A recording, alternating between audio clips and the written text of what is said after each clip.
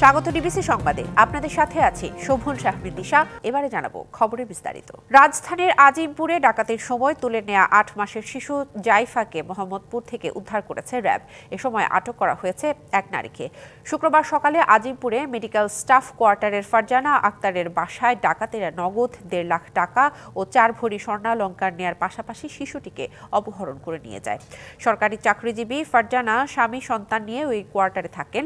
পুলিশের তথ্য মতে সপ্তাহখানেক আগে থেকে ভুক্তভোগীর পরিবারের সাথে এক নারী সাবলেটে থাকতে শুরু করেন। প্রাথমিকভাবে ধারণা করা হচ্ছে ওই নারীর যোগসাজশেই বাচ্চা চুরি এবং বাসায় ডাকাতি হয়েছে। তবে সাবলেটের ওই নারীর কোনো পরিচয় সংক্রান্ত কাগজপত্র এখনো পাওয়া যায়নি।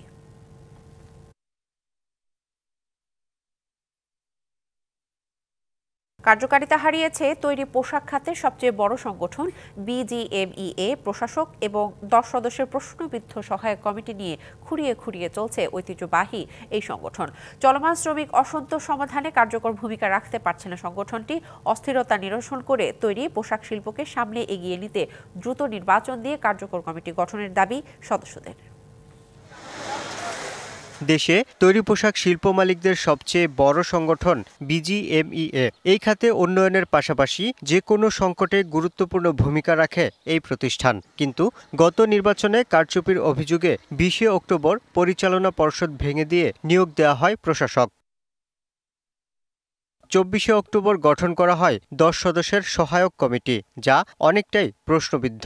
যারা সহায়ক কমিটিতে আছে তারা কিন্তু অনেকেই খুনের মামলার আসামি। ২ জন দেশেই নেই, ২ জন আছে পলাতক। ৩৫ জনের বডি তো আর ৬ জন আর ৭ জনের সম্ভব না। যার কারণে যেই প্রবলেম দেবে অ্যাড্রেস করা দরকার, এই অ্যাড্রেস প্রপারলি হচ্ছে না। ফলে গাজীপুর, আশুলিয়া সহ বিভিন্ন এলাকায় পোশাক খাতে শ্রমিক অসন্তোষ নিরসনে কার্যকর ভূমিকা রাখতে পারছে না সংগঠনটি। প্রশাসক উনিও দেশে নাকি নেই আমি শুনলাম। যদি শ্রমিকদের ন্যায্য পাওনা থাকে তাকে সেটাও মিটাতে হবে। কিন্তু এই বোর্ড যদি থাকতো তাহলে মনে হয় যে আরও বলিষ্ঠভাবে এই সমস্যার সমাধানটা আরও আগেই সম্ভব হতো। দ্রুত নির্বাচন দিয়ে কার্যকর বিজিএমইএ গঠনের দাবি সদস্যদের। এখন যেটা সমস্যা হচ্ছে, মেম্বাররা কিন্তু সঠিক সার্ভিসটা পাচ্ছে না। তবে আমরা যেটা মনে করি যে নির্বাচন হওয়া দরকার, যাতে সাধারণ মেম্বাররা নির্বাচিত প্রতিনিধির মাধ্যমে, যারা নির্বাচিত হয়ে আসবে বোর্ডে, তাদের মাধ্যমে তারা তাদের দাবিগুলো বলতে পারে। সাধারণ মেম্বাররা কিন্তু খুব সচেতন, আগের মতো না। তারা কিন্তু এবার দেখবে কে আন্তরিক, কে কাজ করতে পারবে। নির্বাচনের মেইন ফ্যাক্টর হলো ভোটার লিস্ট। এই ভোটার লিস্টটি যেন ঠিকভাবে তৈরি করা হয়, কারণ আমাদের গত নির্বাচনের কিন্তু ভোটার লিস্ট নিয়ে একটি কমপ্লেন রয়েছিল। সেই কমপ্লেন যদিও কতখানি বাস্তবসম্মত আমি জানি না, বাট এটি একটি সবার মনে যে শঙ্কাটা আছে সেই শঙ্কা দূর হয়ে যায়। নিয়ম অনুযায়ী ১২০ দিনের মধ্যে সুষ্ঠু নির্বাচন দিয়ে নির্বাচিত পর্ষদের কাছে দায়িত্ব হস্তান্তর করবে প্রশাসক। Yusuf Rana, DBC news, Dhaka. জমির ব্যবহার কমিয়ে আনতে পারার পাশাপাশি গ্রিড সুবিধা এবং উৎপাদিত বিদ্যুতের ভালো দাম পেলে অনেক উদ্যোক্তাই সোলার বিদ্যুৎ প্রকল্পে বিনিয়োগে আগ্রহী হবেন। সর্বাধুনিক প্রযুক্তির ব্যবহারে এখন ভূমির ব্যবহার প্রায় অর্ধেক কমিয়ে আনা সম্ভব বলছেন সংশ্লিষ্টরা। তবে সোলার বিদ্যুতের যন্ত্রাংশ বাংলাদেশে তৈরি হলে বিদ্যুতের উৎপাদন খরচ কমিয়ে আনা যাবে বলছেন উৎপাদকরা। অনেক পরিকল্পনা নেয়ার পরও বাংলাদেশে সোলার বা নবায়নযোগ্য জ্বালানি থেকে বিদ্যুতের উৎপাদন খুবই নগণ্য। অনেক প্রকল্প নেয়ার পরও তা সফলতার মুখ দেখেনি। দেশি বিদেশি অংশীদারিত্বে একটি বড় সোলার বিদ্যুৎ কেন্দ্র নির্মাণ করতে চান ফরিদুল হক। রাজধানীতে সোলার বিদ্যুৎ প্রদর্শনীতে তিনি হিসেব করছেন সোলার বিদ্যুৎ প্রকল্পে তার ব্যবসায়িক সম্ভাবনার দিক। জ্বালানি সংকটের মুখে বিকল্প ও পরিবেশ বান্ধব বিদ্যুতের উৎস সোলার বিদ্যুৎ এখন বেশি গুরুত্ব পাচ্ছে।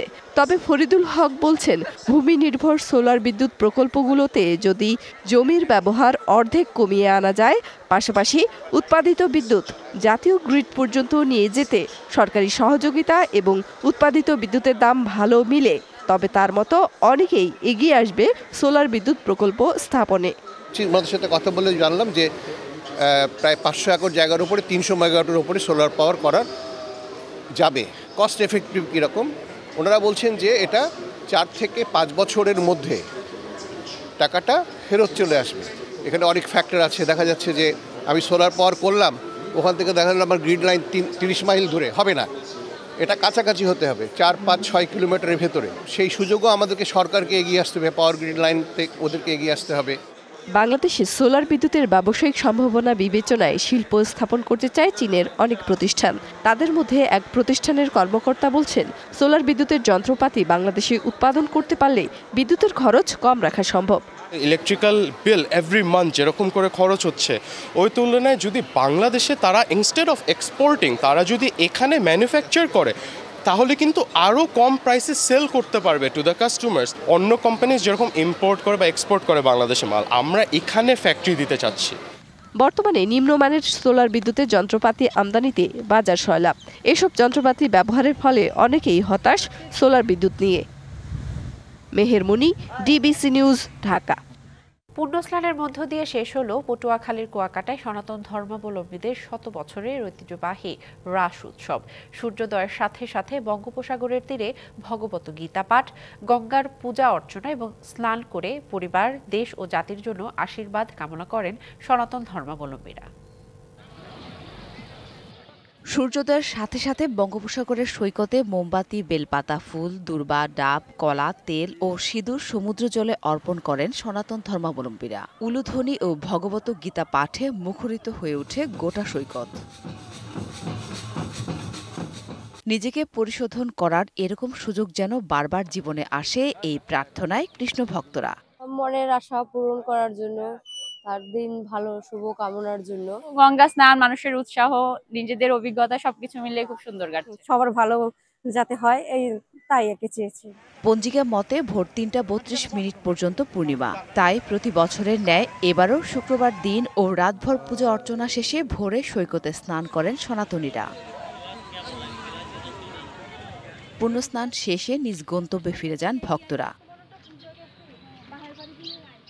DBC news desk.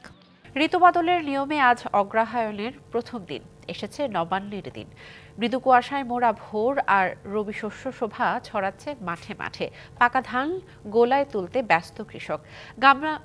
গ্রাম বাংলার ঘরে ঘরে শুরু হয়েছে নবান্নের পিঠা তৈরির ধুম। এই গল্প নওগাঁয়ের।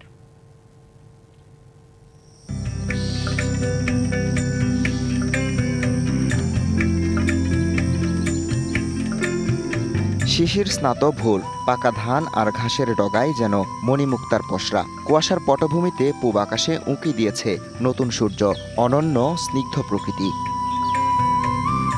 হেমন্তের মাঝামাঝি শীতের আমেজ নিয়ে এসেছে সুমঙ্গলা অগ্রহায়ণ। মাঠে মাঠে রবি শস্যের সমাহার, সোনালী ধান গোলায় তুলতে ব্যস্ত কিষান কিষানি। এটা আমাদের আনন্দ ফসল, এটা দিয়ে আমরা লবণ করি, এটা দিয়ে সবকিছু কুটুম্ব সদস্য সবাই আমাকে জড়ানো হয়। এই ফসলটা কেটে আমরা নবান্ন উৎসব করি, অনেক রকমের পিঠাপুলি বানাই, খাই, আত্মীয় স্বজন আসে। নবান্ন উৎসবে গ্রাম বাংলার ঘরে ঘরে নতুন ধানের পিঠার ধুম। অনেক খাদ্য খাওয়ার ধুম ধাক্কা হয়, সত্যি চিনি, পোলা, ক্ষীর, অনুষ্ঠানের মতো মনে করেন যেমন আত্মীয় আলোচনকে অনেক রকম রান্না করে না, ওই রকম। ঢিকির আটার পিঠা স্বাদ লাগে, আর কলের আটার পিঠা সব দিনে বানাবো পারে না, আবার স্বাদও লাগে। সময়ের বিবর্তনে নবান্নের আয়োজন ফিকে হতে থাকলেও আবহমান বাংলায় এখনও রয়েছে এর ছাপ। নগরায়নের ডামাডুলেও শেকরের মায়াজালে টিকে আছে ঐতিহ্য।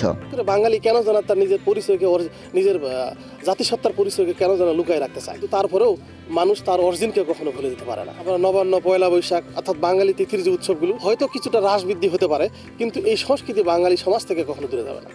কৃষি বৈচিত্র্যের বাংলাদেশে অগ্রহায়ণ মানেই ফসলের ঋতু। পাতা ঝরার 12টায় এরপরই আসছে শীতকাল।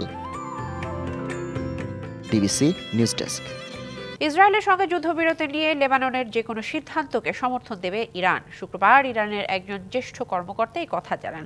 এদিকে 24 ঘন্টা ইসরায়েলি হামলায় লেবানন জুড়ে 59 জন নিহত হয়েছে, আহত হয়েছে আরও 128 জন। লেবাননের পাশাপাশি ফিলিস্তিনের গাজায় অব্যাহত রয়েছে ইসরায়েলি আগ্রাসন। ইসরায়েলি হামলায় গাজার উত্তরাঞ্চলে একদিনে 28 জন নিহত হয়েছে, আহত হয়েছে অন্তত 120 জন। এদিকে গেল বৃহস্পতিবার লেবাননের পার্লামেন্টের স্পিকার নাবিহ বেরির কাছে একটি যুদ্ধবিরতি চুক্তির খসড়া প্রস্তাব দেন লেবাননের যুক্তরাষ্ট্রের রাষ্ট্রদূত। এছাড়া সম্প্রতি বৈরুত সফর করেছেন ইরানের সর্বোচ্চ ধর্মীয় নেতার উপদেষ্টা Ali Larijani.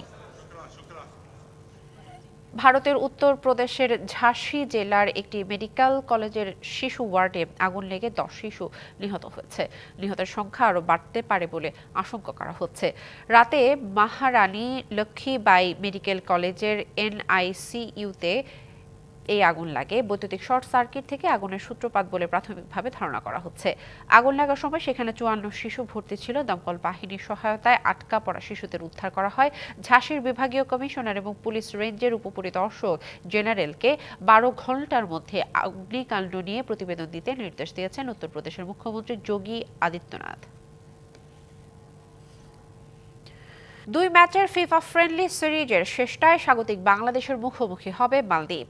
Bashundhara Kings অ্যারেনায় match শুরু হবে সন্ধ্যা 6টায়।